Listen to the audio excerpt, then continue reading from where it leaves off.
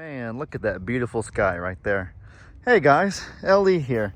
And this right here, check this out. This do be my brand new hoverboard. This one right here is an off-roading one. This thing is so much heavier than the other hoverboards. I guess because it's off-roading, it has to be very durable. It's kind of hard for me to maneuver right now. I'm still getting the hang of this because the grass is not like an evenly leveled surface the way that the concrete is. And so I'm going a little bit slow. I'm almost falling off right now. I'm trying to get the hang of it still.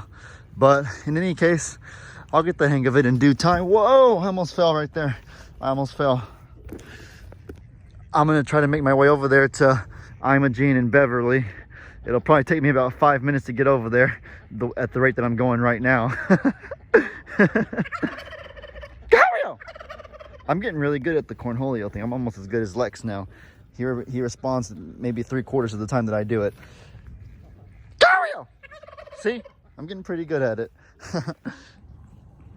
Also, guys, some other good news is that I am finally COVID free. I got my test this morning. It came back negative. And so, yeah, I'm good to go. LE3 is COVID free now. Flip Flop Farmer does not have it anymore. The interesting thing, though, is that actually I took 2 COVID tests, the one when I found out I was positive 11 days ago and the one today. And the first one didn't hurt at all. It was just a little bit discomforting. But today's COVID test actually hurt me a decent amount. It was really weird. And so I'm not really sure why that is. I think that I have a theory, though, as to why that might be. Those of you that are in medicine can maybe vouch for this possibly, but I bet whenever they train nurses and stuff to do the COVID test, I bet they tell them to make sure they go really far up the nose so they can get a good sample and things like that. And so I bet you that today's nurse that was doing it, the lady, she was just being diligent. She wasn't trying to hurt me, obviously. I wouldn't think or anything like that. She was just doing her job, most likely. But the doctor from the other day, the first one who did it, it was a male. And I think that he must have realized that, okay, the only reason that we don't do a sample from the edge or the rim of the nose is because there's potential it could have been exposed to debris and other outside particles and whatnot, so it might not be as clean of a sample. But he probably, in that same thought, realizes that you don't have to go 80-90% up the nose, almost to the eye, to get a clean sample. He probably realizes that 50%, 60% is up there enough to get a sample that isn't exposed to outside debris and stuff. And he's living proof that that could be true because, well, he didn't go that far up my nose, and sure enough, my test was positive and I did have the coronavirus. And so he's living proof that you probably don't have to go all the way up to get a clean sample. I'm not saying if you're a nurse to just like be lazy with it or to make sure somebody's not discomforted at the expense of getting a false result. I'm just saying, though, that like it's interesting to think about right there what happened, because this one today, it actually hurt quite a bit. It wasn't just discomforting, it was actually painful a little bit. And even more than that, it was scary because I felt like fearful that she was going to go into my eye or something, because it felt pretty far up there. And so, I don't know, just kind of food for thought, I guess. I always ask them to be gentle anyways, because whenever I was a baby, maybe not a baby, I was probably about 4 years old or something. I remember there was a nurse who put a swab in my nose, maybe for a flu test or something like that, and she went really far up my nose and hurt me. She might have even touched my eye or something, but in any case, whatever she did, it made me cry, and I told my mom, and it might have even traumatized me, because every time nowadays that I have to get every time nowadays that I have to get a swab in my nose or get a shot or anything like that, I always ask the nurse or doctor doing it to be really careful, be gentle. And so my hope is that they're just conscientious of the fact that, okay, this kid, well, this 20-year-old now, is kind of tender and or scared, so I'll be gentle with him.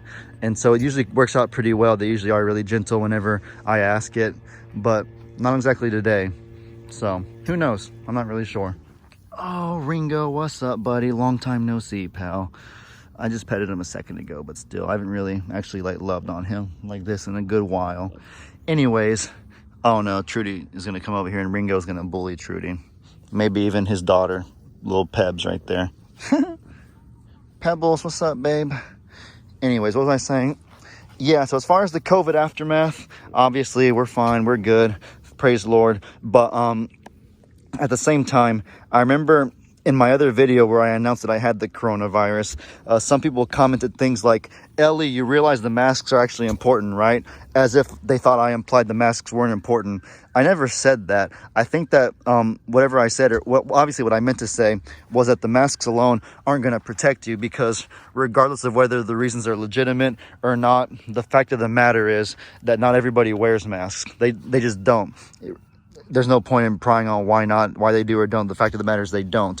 And so with that, take it into account. The best thing that you can do, I feel like, is to take other precautions, like not touching your hands or not touching your face with your hands, and just social distancing. You got to help yourself if the masks aren't 100% foolproof, because what I was saying is that I think the masks are better for preventing you from spreading it than they are from preventing you from coming in contact with it.